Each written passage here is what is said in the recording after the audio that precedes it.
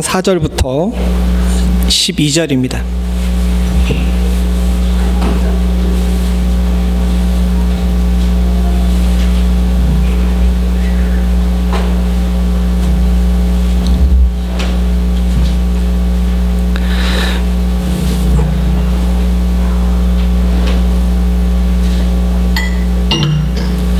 한 절씩 교독하겠습니다.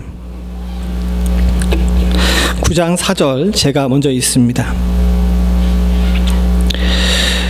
모든 산자들 중에 들어있는 자들에게는 누구나 소망이 있음은 산 개가 죽은 사자보다 낫기 때문이니라.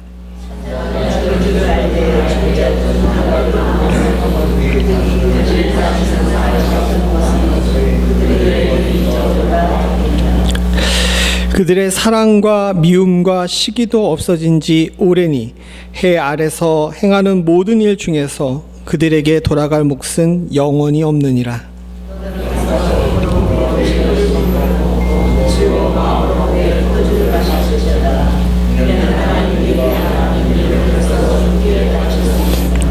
내 의복을 항상 희게 하며 내 머리에 향기름을 그치지 아니하도록 할지니라.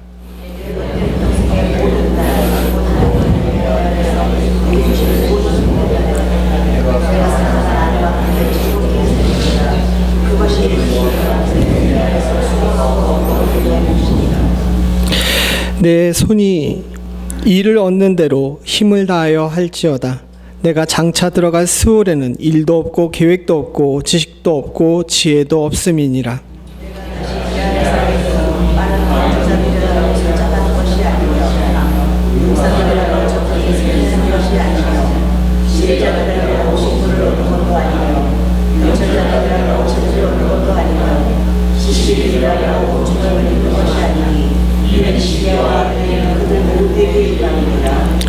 함께 읽겠습니다.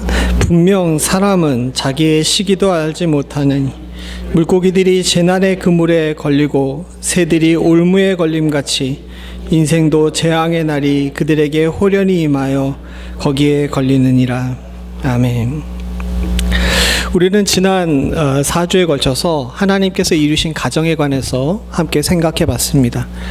우리가 하나님께서 이루신 가정을 보면서 우리가 구원의 서정 9단계에 대한 이야기로 처음 시작했죠. 하나님께서 소명을 주셔가지고 우리를 부르신 다음에 저 하늘나라 가서 영화되는 그 순간까지 우리들이 어떻게 살아야 되는지에 대해서, 그리고 그 부르심 가운데서 이룬 하나님의 가정 가운데 우리의 삶이, 또 우리의 자녀, 또 우리의 부모를 향하여서 우리가 어떻게 살아야 되는지에 대해서 함께 나눴습니다. 그리고 오늘은 마지막 시간으로 삶 전체에 대한 이 성화의 과정에 있는 우리 삶에 대해서 하나님께서 주신 교훈과 지혜를 함께 나누려고 해요. 그것이 하나님이 이루신 가정 가운데 우리가 살아야 되는데, 그저 피상적으로 예수 믿는 사람은 신앙생활 잘하면 된다, 이렇게 성경은 끝나지가 않아요.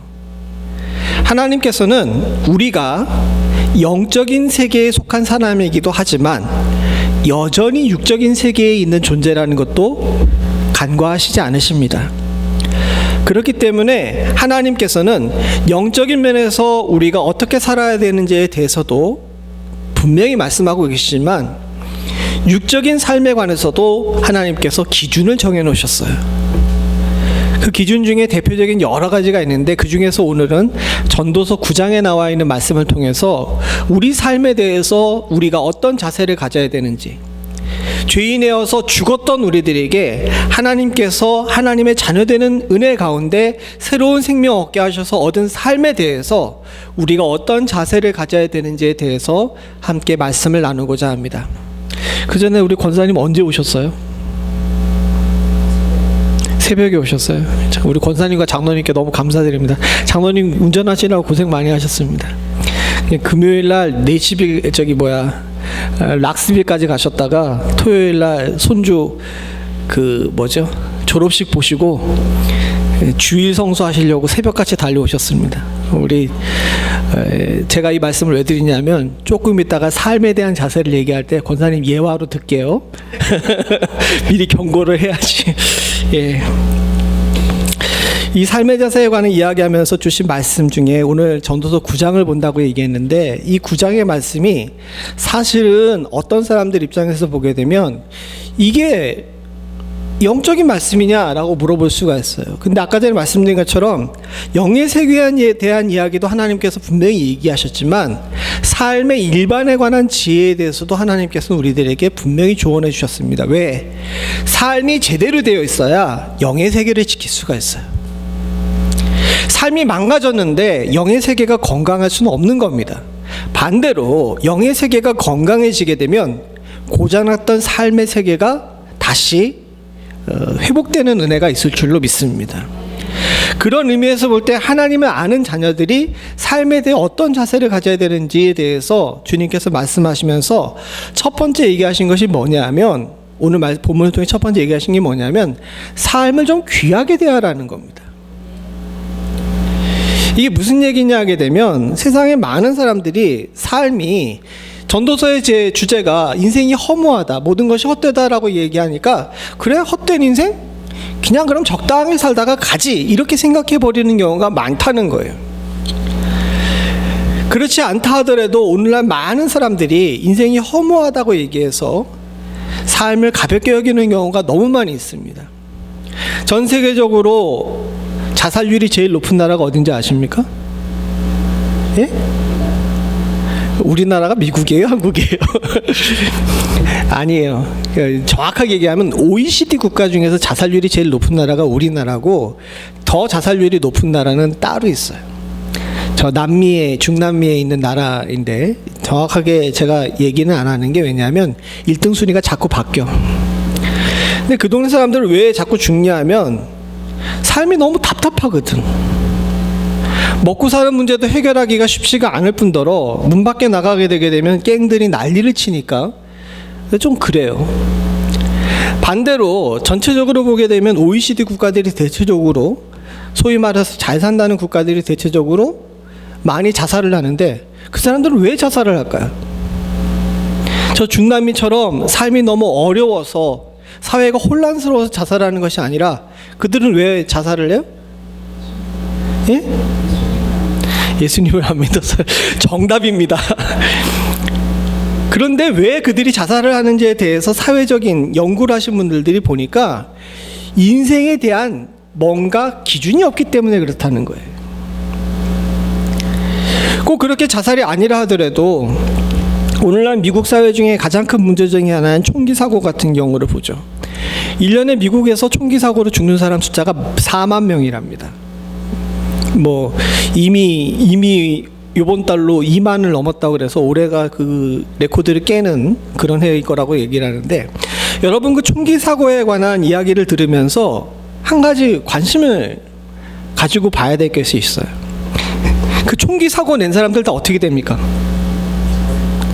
예? 예, 경찰이 쏜 총에 맞아 죽죠. 이게 총기 사고에 난 다음에 경찰이 오게 되면 자기 손 들고 나오는 게 아닙니다. 어떻게 합니까? 예, 끝까지 저항하다가 경찰이 총에 맞고 죽어요. 그래서 사회적으로 분석하시는 분들이, 또 사회심리학자들이 보니까 이 총기 사고를 내는 사람들의 특징이 뭐냐면, 혼자 자살을 할 수가 없으니까, 그리고 혼자 자살하면 너무 억울하니까 다른 사람 죽이고 그 다음에 어떻게 하는 겁니까? 타의에 의한 자살을 하려고 그러는 거예요. 그 내면을 보게 되면 이 사람들이 대부분 다 삶에 대해서 애착을 놓은 겁니다. 그러니까 다른 사람을 향해서 자신의 생명에 대해 귀한 것을 제대로 모르니까 다른 사람을 향해서 함부로 방아쇠를 당길 수 있게 되는 거예요. 결국은 가장 큰 문제가 뭐냐면, 지금 전체적으로 교회가 깨어 각성하며 성도들이 깨어 각성하면서 사회를 변혁시키기 위해 제일 먼저 회복해야 되는 것이 무엇이냐면, 하나님께서 주신 생명에 대한 귀함을 회복하라는 거예요. 오늘날 한국 교회에서도 그렇고 미국 교회에서 그렇고 자살에 대해서 이렇게 얘기하지 않습니다. 그런데 기억하시는지 모르겠지만 90년대까지만 해도 자살은 뭐예요? 죄라고 가르쳤어요. 지금은 뭐 사회적인 여러 가지 문제랑 뭐 정신 분석학적 심리 문제이기 때문에 이게 자살에 관한 것들에 대해서 무조건 죄라고 할 수 없는 상황이라 그래서 그걸 공개적으로 얘기하지 않지만 기본적으로 사랑하는 성도님들, 자살은 죄입니다. 왜? 살인하지 말란데 자기 스스로를 셀프 살인한 거거든요. 그 살인하지 말라 그러신 하나님의 명령의 진의가 무엇인지 아십니까? 단순히 다른 사람을 죽이지 말라는 것이 아니라 이 생명이 하나님께로부터 받은 선물인 줄로 알고 귀하게 여기라는 겁니다. 그것이 내 생명이 됐던 다른 사람의 생명이 됐던, 이것을 놓쳐버리게 되게 되면요, 지금 현재 우리가 겪고 있는 것처럼 사회가 무너지는 거예요. 그렇게 오늘 전도서의 말씀에서도 우리가 삶을 제대로 살기 위해서는 제일 먼저 해야 되는 것이 뭐냐면 나와 타인의 삶이 귀하다는 사실, 생명이 귀하다는 사실을 꼭 기억하고 있으라고 말씀하고 계시는 겁니다. 오늘 본문은 직접 읽기에는 이 내용이 무엇인지 쉽게 이해가 가지 않아요. 그래서 표준세 번역을 통해 가지고 한 절 한 절에 속해 있는 이 삶을 귀하게 여기는 방법에 대해서 간단하게 살펴보려고 합니다. 첫 번째는 뭐냐면 4절 같이 봅니다. 시작. 살아있는 사람에게는 누구나 희망이 있다.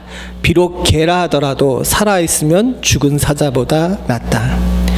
우리 본문을 읽을 때는 이게 이 얘기야? 이렇게 생각할지 모르지만 이걸 좀 편안하게 번역을 하게 되면 이거예요. 핵심이 뭡니까? 살아있는 사람에게는 누구나 다 뭐가 있다? 희망이 있다는 거예요. 아까 전에 말한 그 자살률이 높은 두 예를 들어봤습니다. 사회가 혼란스럽고 자신의 삶에 대한 소망이 없기 때문에 자살하는 나라도 있고, 반대로 모든 것이 넘쳐도 스스로 생각할 때 나에겐 미래가 없다라고 생각하는 사람들이 죽어요. 이 두 가지의 공통점이 뭐냐면 부자든 가난하든 그들에게는 뭐가 없었기 때문입니까? 희망이 없었기 때문인 거예요. 근데 성경은 그렇게 얘기하지 않습니다. 이게 한국 표현으로 하게 되면 개똥밭에 굴러도 뭐가 났다? 예, 요것에 대한 그 히브리 버전이 저거예요. 죽은 개가, 살아있는 개가 죽은 사자보다 낫다라는 게 그 개똥밭에 굴러도 이승이 낫다라는 것의 히브리 버전입니다. 저 내용의 핵심이 뭡니까? 아직 우리들에겐 기회가 남아있다는 거예요. 왜 사람이 희망이 없다고 생각하냐면 자신의 삶에 대한 재판관을 자기로 삼았기 때문에 그럽니다. 내가 내 삶을 들여다보니까 희망이 없어 보이는 거예요. 근데 하나님 거기서부터 에러라는 겁니다. 왜? 삶의 판단은 누가 내려요? 삶에 대한 재판관은 누굽니까? 하나님이에요. 하나님이 너 아웃 하시기 전까지는 우린 뭡니까? 계속 희망이 있는 겁니다. 그렇기 때문에 사랑하는 성도님들, 하나님이 아웃하시기 전까지는 여러분과 저는 소망을 가지고 살아야 됩니다. 그래야 삶이 귀하다는 사실을 놓치지를 않아요. 때로 인생 속에서 망할 때가 있습니다.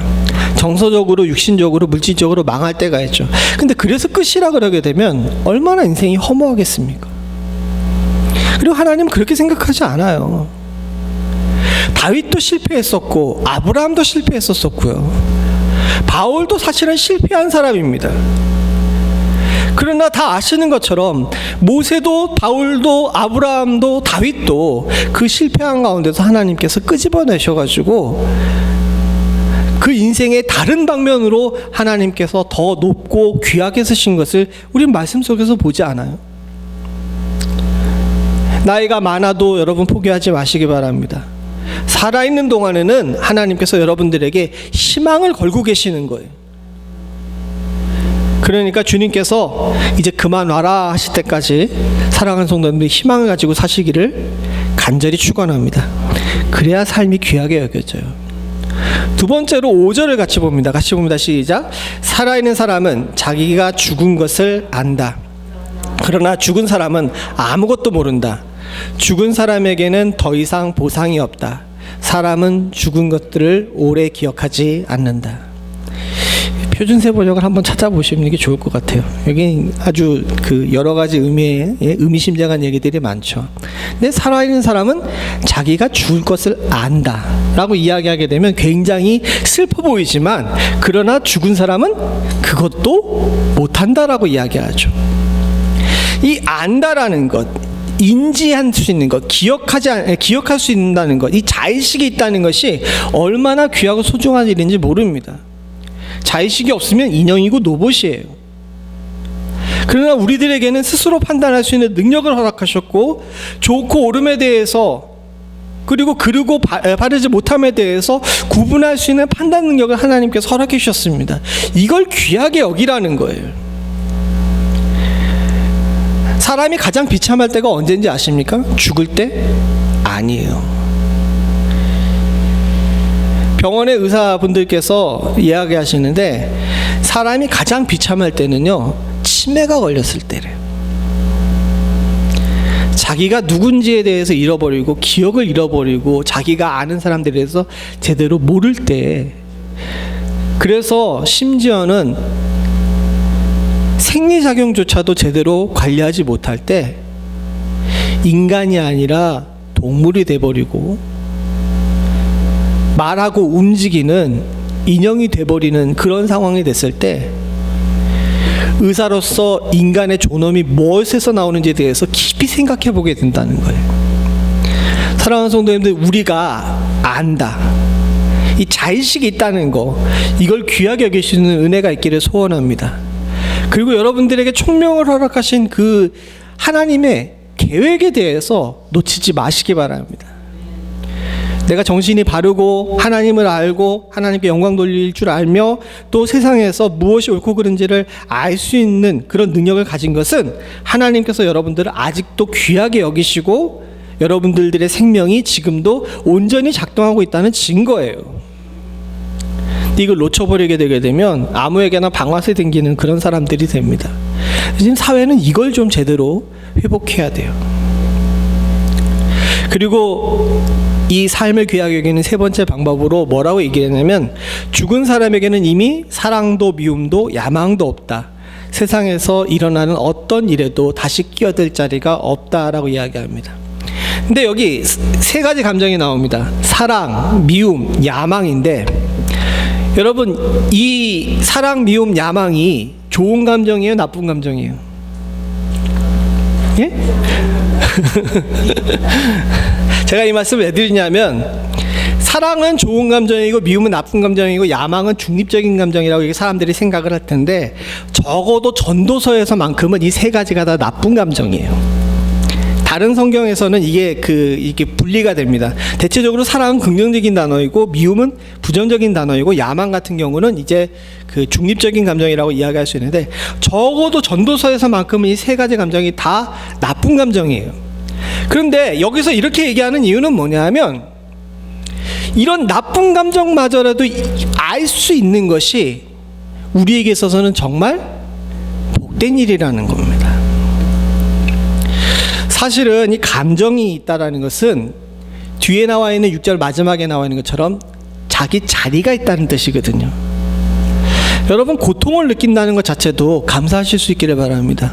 그건 여전히 뭡니까? 내가 살아있다는 증거예요. 내가 누군가에게 사랑을, 누군가에게 미움을, 어떤 일에 대해서 야망을 가지고 있다는 것 자체는 저와 여러분들이 아직도 살아서 움직인다는 겁니다. 이런 감정을 가지고 있게 하신 것들에 대해서 감사하실 수 있기를 바랍니다. 사실 이 감정의 문제는 상호작용이에요. 혼자서는 쉽지가 않습니다. 여러분, 혼자서 사랑하면 뭡니까? 혼자서 사랑하면 뭐예요? 또 혼자서 미워하면 뭡니까? 또 혼자서 야망을 가지면 뭐예요? 여러분, 이런 거 다 혼자 하면은 미친놈이에요. 사랑은 대상이 있어야 정상으로 작동하게 되고요. 미움도 대상이 있는 미움이 그나마 정상적입니다. 야망도 사회가 구성되어 있기 때문에 가능한 일이에요.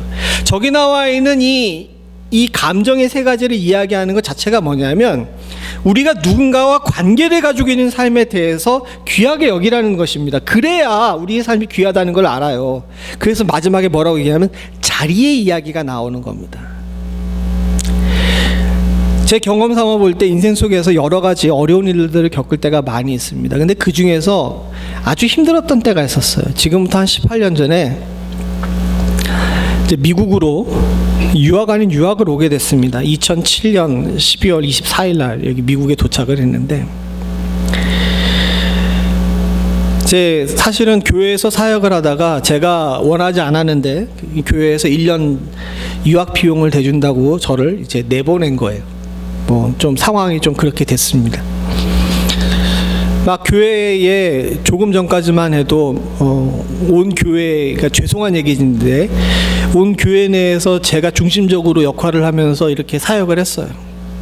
한 60~70명 되는 교회에 이렇게 사역을 하면서 정말 바쁘게 살았어요. 하루에 4시간 이상 자본적인 날이 없을 정도로 바쁘게 그렇게 살았는데, 이제 너무 열심히 산 부작용 때문에 이제 교회에서 저를 이제 미국으로 이제 유학을 보낸 거죠. 유학을 보냈는데 다 아시는 것처럼 2008년에 뭐가 터졌어요? 모기지 재난이 터진 겁니다. 1년 유학 비용을 학비랑 생활비랑 이렇게 딱 맞춰가지고 보내줬는데 모기지 대란이 터지면서 환율이 박살이 났어요. 그러니까 어떻게 됩니까? 1년 살 돈이 6개월도 못 살 돈으로 이렇게 바뀌게 돼버린 거예요. 더군다나 설상가상으로 한국에서 출발할 땐 몰랐는데 아내의 배 안에 둘째가 생긴 겁니다. 제가 그때 미시시피에서 유학을 하고 있었는데, 이 미시시피에선 유학생들을 향한 출산 인슈런스가 안 돼가지고 아이를 낳는데 비용이 25,000불을 달라고 그러더라고요. 당장 먹고 살 돈도 없는데 그걸 어떻게 감당을 해? 완전히 사면초가에 너무 힘들죠. 이게 눈앞이 안 보이는 거예요. 그래서 사모랑 이야기했습니다. 우리 돌아가자. 뭐 어떻게 하냐? 돌아가야지 라고 이야기를 하고 막 여러 가지 대책을 세워봤습니다. 뭐 작은 아버지들을 한구도 얘기를 하고 그랬는데 뭐 마땅히 방법이 없더라고요. 근데 그런 것도 힘들지만 절 가장 힘들게 했던 건 뭔지 아십니까?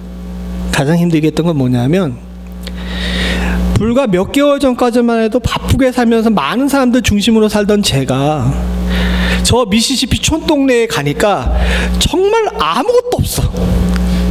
죄송합니다, 장로님 미시시피 사시는데 이런 얘기 해가지고 미시시피 잭슨이라는 곳에 갔는데, 저희 학교가 아주 예전에는 부자 동네에 있었는데 이제 부자 동네가 다 나가버리고 주변이 다 흑인촌으로 바뀌었어요.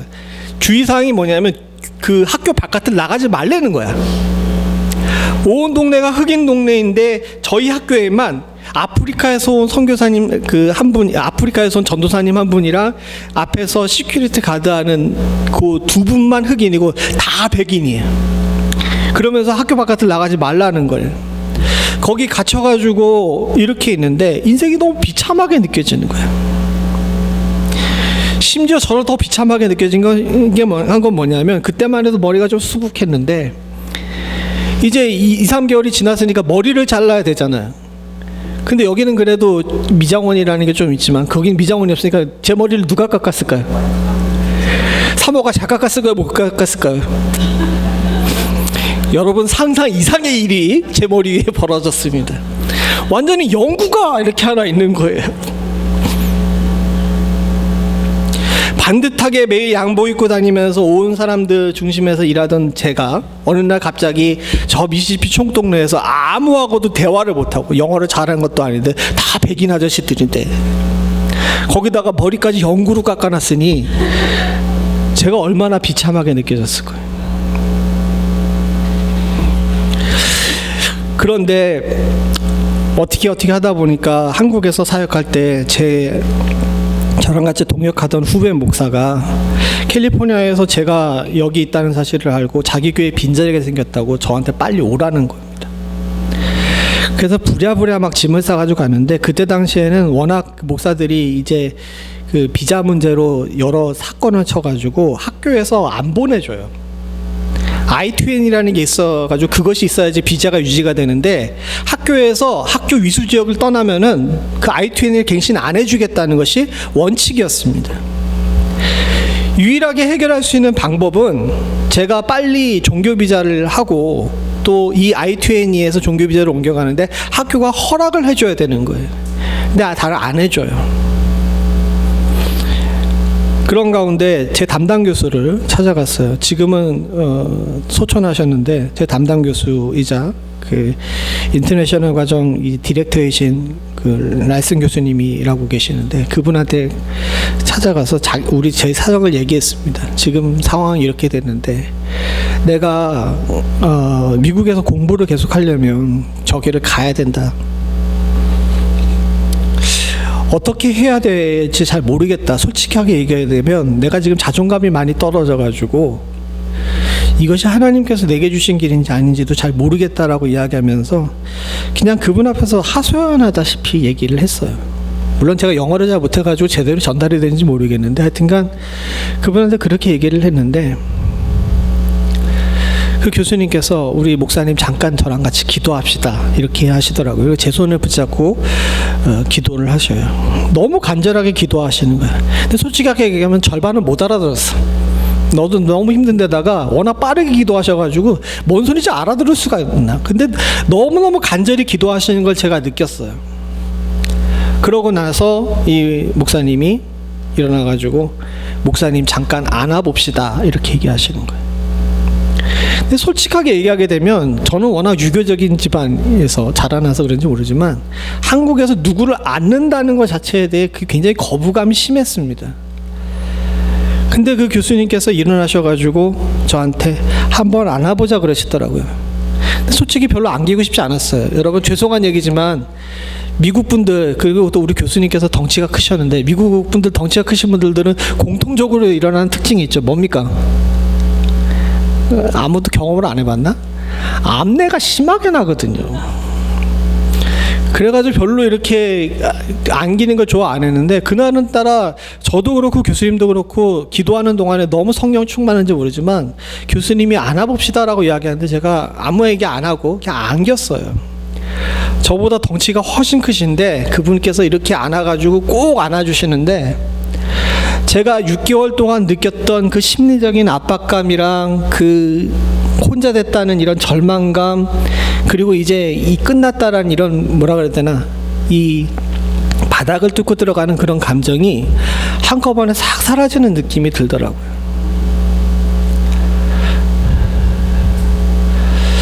그때 이후로 누군가를 안아준다는 것에 대해서 위로해준다는 것에 대해서 생각이 바뀌게 됐어요.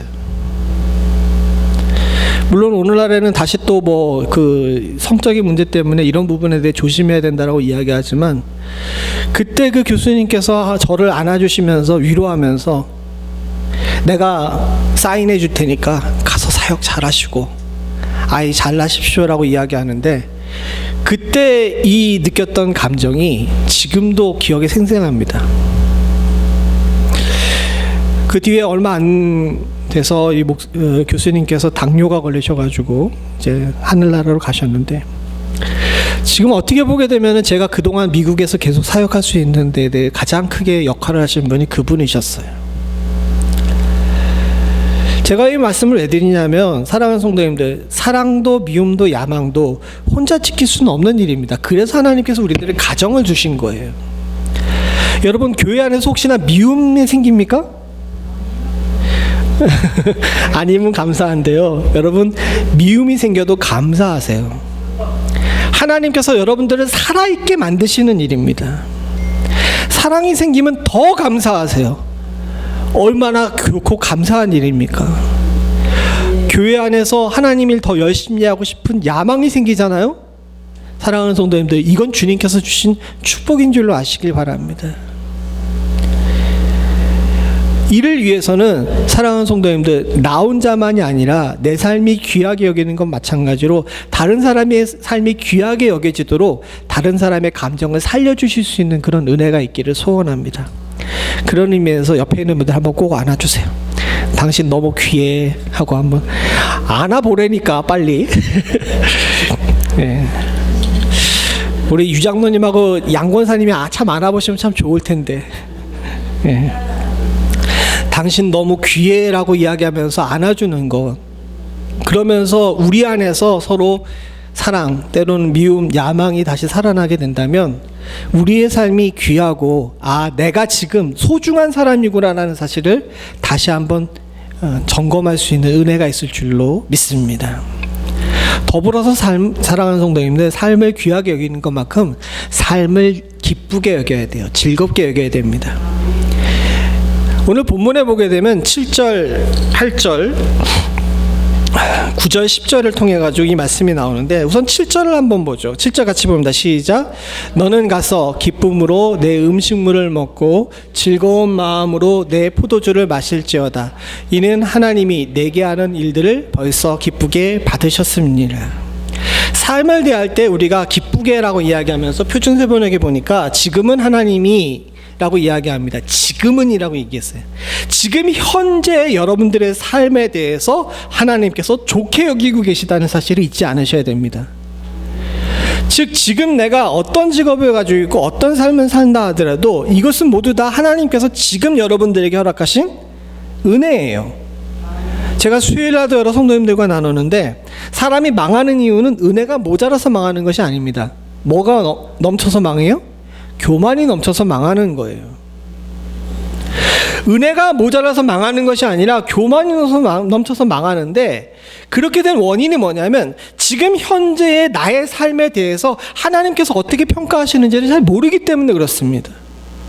때로는 병에 걸리고, 때로는 어려운 일 겪고, 때로는 자식들이 속세기도 하고, 때로는 앞에 길이 잘 안 보인다 할지라도 지금 현재 여러분들의 삶 자체를 하나님께서는 좋게 여기셔요. 이건 좀 아닌 것 같은데 라고 이야기하실지 모르겠지만 그렇지 않아요. 왜? 지금 좀 주저앉아도 하나님께서 앞으로 여러분들에게 어떤 계획을 세우고 계시는지는 모르기 때문입니다. 단 인생에 대해서, 삶에 대해서 기본적인 자세가 있어야 되는데, 지금 현재에 대한 이 삶에 대해서 하나님께서 어떻게 여기고 계신지를 제대로 알고 있다면 삶을 낭비하지 않아요. 사실 우리 성경에는, 지금 우리가 읽고 있는 성경에는 저 지금은이라는 단어가 빠져 있어가지고 좀 의미 전달이 좀 그런데, 표준세 번역이 저 부분을 살려놓은 건 참 감사한 일입니다. 사랑하는 성도님들, 지금 여러분들의 삶을 하나님께서 기쁘시게 여긴다는 사실을 꼭 기억하시기를 바랍니다. 그래야 삶을 기쁘게 살 수 있어요. 희락은 다른 데서 나오는 것이 아닙니다. 내 삶에 대한 긍정에서 나오는 거예요. 두 번째로 우리들이 알아야 되는 것이 있는데, 그것이 뭐냐면 8절부터 9절 표준세 번역을 같이 읽어보죠. 시작. 너는 언제나 옷을 깨끗하게 입고 머리에 기름을 발라라. 너의 헛된 모든 날, 하나님이 세상에서 너에게 주신 덧없는 모든 날에 너는 너의 사랑하는 아내와 더불어 즐거움을 누리라. 그것을 내가 사는 날 동안에 세상에서 애쓴 수고로 받은 몫이니라. 여기 두 가지가 나오는데 뭐냐 하면, 우선은 사랑하는 아내에 관한 이야기를 얘기해 봅시다. 여러 가지 이야기들을 많이 했지만 결국은 뭡니까? 내 사랑하는 아내와 더불어 즐거움을 누리라는 거예요. 반대로 얘기하면 내 사랑하는 남편과 함께 즐거움을 누리라는 겁니다. 목사님, 이건 좀 힘들겠는데요. 내 옆에 있는 사람은 사랑하는 존재가 아니라 뭐예요? 왼수라는 얘기가 바로 나오면 어떡해. 아니에요. 사랑하는 성도님들, 왼수처럼 여겨질지라 하더라도 저 사람이 바로 하나님께서 내게 허락하신 함께 기쁨을 누린 동지입니다. 이 동지와 함께 여러분들의 박은 목을 제대로 누릴 줄 아는 것이 이게 기쁨인 거예요. 어떤 분이 그러시더라고요. 30대, 40대에는 배우자의 얼굴을 이렇게 잠들고 있는 얼굴을 이렇게 보게 되면 한없이 사랑스러워 보이는데, 60대, 70대가 되게 되면 배우자의 얼굴을 잠자고 있는 얼굴을 보게 되면 어떤 생각이 든다 그럽니까? 네. 이거 확 목을 조를까? 이런 생각이 든다 그러더라고요. 그러면 안 된다는 거예요. 왜 그런 생각을 하고 있느냐는 거예요. 그게 삶이 기쁘겠냐는 겁니다. 성경에서 왜 저런 얘기를 하고 있냐 하면요, 사랑하는 성도님들, 내 옆에서 가장 가까이에서 함께 삶을 누릴 수 있는 사람이 배우자고 그 사람이 내 몫이기 때문에 그런 거예요. 하나님께서 주신 내 몫입니다. 그 몫을 잘 누리는 것 또한도 인생에게 주신 하나님의 축복입니다. 삶을 기쁘게 살려면 왼수 같은 남편, 왼수 같은 와이프와 잘 사는 것, 여기에 하나님의 은혜가 있다는 사실을 잊지 않으실 수 있기를 소원합니다. 또 한 가지 얘기하는 것이 뭐냐면 옷을 깨끗하게 입고 머리에 기름을 바르라는 이야기예요. 잘 단장하고 살라는 이야기이기도 하지만 다른 의미가 있습니다. 무슨 얘기냐 하게 되면 근동에서는요, 저 이 예루살렘 땅 그 근처에서는 햇볕이 너무 강하기 때문에 자외선 차단제를 바르지 않게 되면은 몸이 상해요. 근데 옛날에 자외선 차단제가 있습니까? 없죠. 그래서 대용으로 사용한 것이 저 기름입니다. 저 기름을 바르고 옷을 깨끗하게 입으라는 얘기는 뭐냐면 내 몸을 지키라는 이야기예요. 여러분들에게 허락하신 육신을 잘 지키는 것도 굉장히 중요하고 우리가 삶을 기쁘게 살 수 있는 방법인 줄로 압니다. 물론 제가 이런 얘기하게 되면 여러분들이 웃으시는 분들이 있겠지만 내 몸을 소중하게 여기세요. 그것이야말로 하나님께서 주신 은혜입니다. 인생이 지나가게 되면 병들 수 있어요. 원래 사람의 몸 자체가 40년 이상을 제대로 살게끔 그렇게 되어 있지 않답니다. 40 이후에 넘어가게 되게 되면 고장이 나는 건 당연한 일이에요. 죄송한 얘기입니다.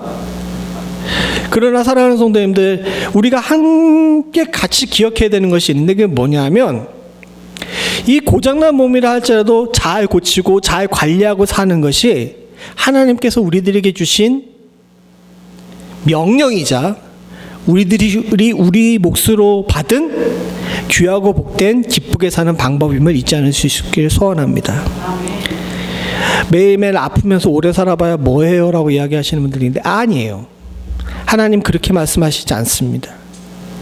자기 몸을 잘 관리하고 사는 것, 하나님께서 우리의 삶이 하나님 나라에 가는 이 영화로운 삶, 성화의 길을 걷는 삶에 있어서 중요한 것을 이야기하고 있어요. 그래서 오늘 본문만 아니라도 많은 곳에서 너희 몸은 하나님의 전이라 그러잖아요. 그 말씀을 잘 생각을 해보셔야 됩니다. 잘 관리할 줄 아는 지혜 또한도 하나님께서 주신 우리의 삶의 영역인 줄로 믿습니다.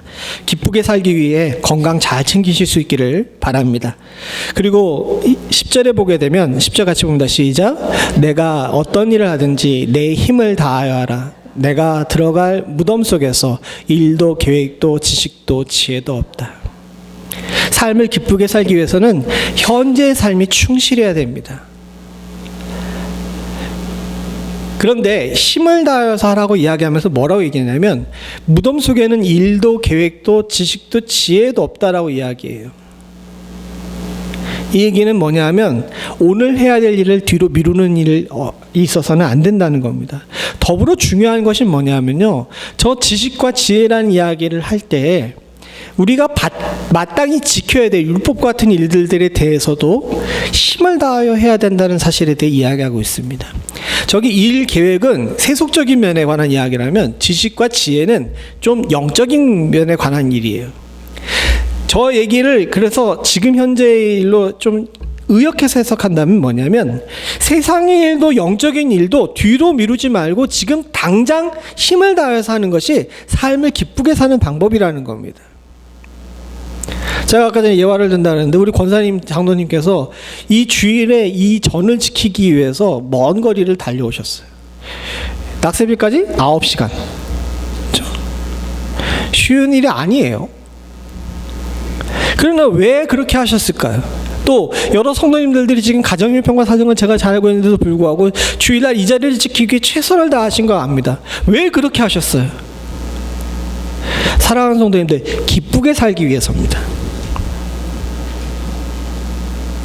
이 전에 나와 예배하며 함께 성도의 기도를 나누고 하나님 말씀을 듣고 함께 찬양하고 기도하는 것이 기쁘기 때문에 지금 내 삶에 있어서 힘을 다하여 최선을 다하는 것인 줄로 믿습니다. 이런 삶의 자세를 놓치지 않아야 인생의 참 기쁨을 누릴 수가 있다는 거예요. 권사님 예배드리니 기쁘죠? 이거 억지로 받아가지고 너무 죄송하긴 한데 그러니까 이런 자세가 우리 가운데 있어야 될 줄로 믿습니다. 그리고 이런 삶의 자세가 우리의 삶을 충족시키고 그래서 하나님께서 기쁘게 받으시는 삶이 될 줄로 믿습니다. 마지막으로 한 가지 더 이야기해야 되는 것이 있는데 뭐냐면 삶을 하나님께 맡기라는 거예요. 이 얘기가 왜 나왔냐면 우리가 본문의 11절과 12절을 보게 되면 그런 얘기가 나오는데 11절의 내용이 기니까 간단하게 이해하게 되면 뭐냐면 인생이 노력한 대로 결과를 얻지 못한다는 이야기입니다. 이 내용이 그런 거예요. 그렇잖아요. 헤아려 보니까 빠른 경주자라고 해서 반드시 선착하는 것이 아니라 이긴다는 것이 아닙니다. 용사라 그래서 전쟁에 이기는 것도 아니고요. 명철자라 그래가지고 재물을 많이 얻는 것도 아니고 지식인이라 그래서 은총을 입는 것도 아닙니다. 요즘에 많은 사람들이 그렇죠. 공정 이야기하는데 여러분 죄송한 얘기인데 성경에서 볼 때 인생은 공정하지가 않아요. 죄송한 얘기인데 하나님께서는 공평하신 하나님이시긴 하지만 적어도 인생의 문제에 있어서 공정하신 하나님은 아닙니다. 죄송한 얘기입니다. 근데 이 얘기는 좀 잘못된 얘기예요. 뒤에 가서 갚아주시긴 하시지만 지금 현재의 문제에 있어서는 그렇지가 않다는 거예요. 노력하는 것만으로 성공하지 않습니다. 아주 그래서 유명한 얘기가 있죠. 성공하는 사람은 어떤 사람이에요? 노력하는 사람이 아닙니다. 노력은 패시브예요. 그냥 기본인 겁니다.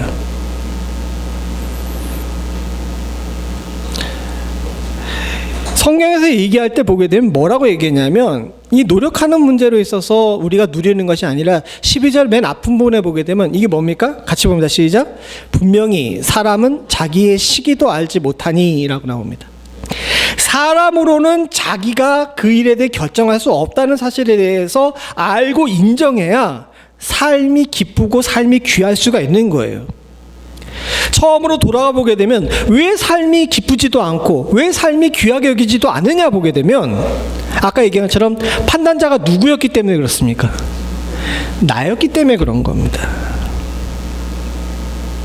기본적으로 아까 전에 말씀드린 이 두 번째 나온 것처럼 열심히 힘을 다하여 일하고 삶에 대해 충실해야 되는 것은 우리가 기본으로 해야 될 일이고 그 일에 대한 평가는 우리가 아니라 누구에게 맡겨야 삶이 무너지지 않냐면 하나님께 맡겨야 삶이 무너지지가 않는 거예요.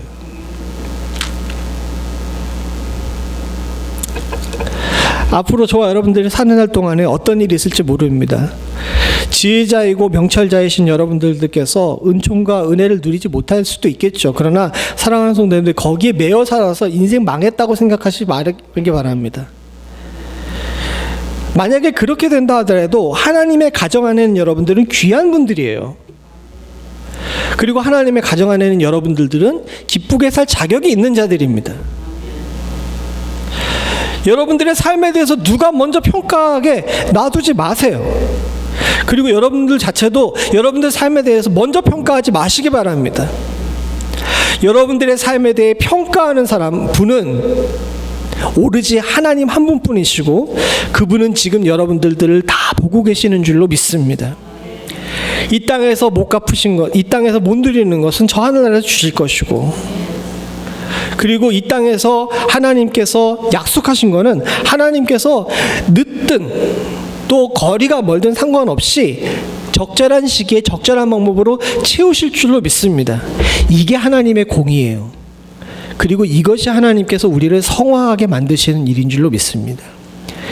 성화의 의미를 곰곰이 잘 생각해 보면요, 사랑하는 성도님들, 점점 하나님을 닮아간다는 이야기인데 그 하나님을 닮아가기 위해서 뭐냐면 나를 내려놓는 거예요. 점점 내가 판단하는 것이 아니라 하나님께 물어보는 일들이 늘어나는 겁니다. 예전에 어떤 일을 만날 때 내가 그냥 했다면 지금은 어떤 일을 만날 때마다 하나님께 기도하고 하나님께 물어보게 되는 삶, 그런 삶이 성화고요. 그런 삶을 사는 사람이 삶을 귀하고 기쁘게 여기시는 사람들인 줄로 믿습니다. 그렇게 하기 위해서는 사람은 자기 시기도 알지 못한다는 사실, 이걸 잊지 않으시는 저와 여러분들이 되시기를 간절히 소원합니다. 말씀을 맺겠습니다. 사랑하는 성도님들, 한 달간 비우면서 여러분들에게 어떤 말씀을 드릴까? 특별히 이 여름에 여러모로 계획하며 이곳저곳 다녀야 될 일도 많고 분주하게 살아야 될 터인데 어떻게 우리의 성도들의 삶이 잘 지켜질까 고민을 참 많이 했습니다. 저 자신에 대해서도 마찬가지로 똑같은 고민을 많이 했죠. 그러면서 여러 가지 생각들을 많이 했는데 결국은 결론은 그거예요. 난 아무것도 모르는구나. 교회도 하나님께서 지키시는 거고 성도들도 하나님께서 삶을 지키실 줄로 믿습니다. 지금도 눈에 밟히고 안 나오신 분들 중에서 어떤 사정이 있는지에 대해서 고민도 많이 되고 내가 이래도 나가도 되나 이런 생각들을 안 하는 거 아니에요. 그러나 이것 또한도 하나님께서 교만하다 이야기하실 거라 같아서 그렇게 안 하려고 합니다. 아무리 열심히 한다고 해도 그것에 대한 결론은 내게 속한 것이 아니라 하나님께 속한 것을 알기 때문이에요. 여러분들이 이제 여름에 계획하고 있는 많은 일들도 또 여러분들 길게 봐서 여러분들의 인생 속에 있는 일들도 마찬가지일 줄로 믿습니다. 사랑하는 성도님들, 조금만 더 하나님께 가까이 가실 수 있기를 소원합니다. 그러면 인생이 내 뜻대로 되는 것이 아니라 인생이 내 판단이나 내 결론이나 내 시기로 되는 것이 아니라 하나님께서 하시는 일이라는 사실에 대한 눈이 트여지고 귀가 열릴 줄로 믿습니다. 그렇게 되면 내가 통장에 돈이 얼마 있든지 어떤 집에 살든지 자녀가 어떤 일을 하든지 또 내 건강이 어떻든지와 상관없이 여러분들의 삶을 귀하게 여기고 여러분들의 삶이 기쁘게 될 줄로 믿습니다. 이걸 누리실 수 있는 은혜가 있기를 간절히 소원합니다.